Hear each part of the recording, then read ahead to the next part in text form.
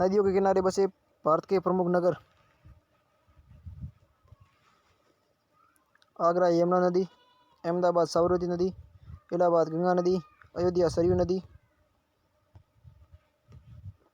बद्रीनाथ गंगा नदी, कोलकाता हुगली नदी, कटक महानदी, नई दिल्ली यमुना नदी, डिब्रूगढ़ ब्रह्मपुत्र, फिरोजपुर सतलज नदी, गुवाहाटी ब्रह्मपुत्र, हरिद्वार गंगा नदी,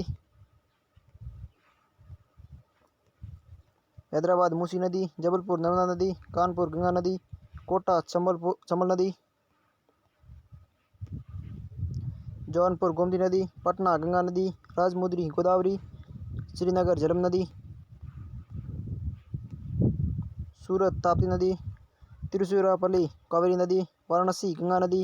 विजयवाड़ा कृष्णा नदी, वडोदरा विस्मित्री नदी, मदुरा यमुना नदी, इटावा यमुना नदी, बेंगलोर वर्षावती नदी, फतेहगढ़ गंगा नदी, कन्नौज गंगा नदी, मैंगलोर नेत्रवती नदी, शिमागो तुंगभा नदी, भद्रावती भद्रा नदी, बागलकोट घटप्रभा नदी, मनावर श्रावती नदी, ग्वालियर चंबल नदी,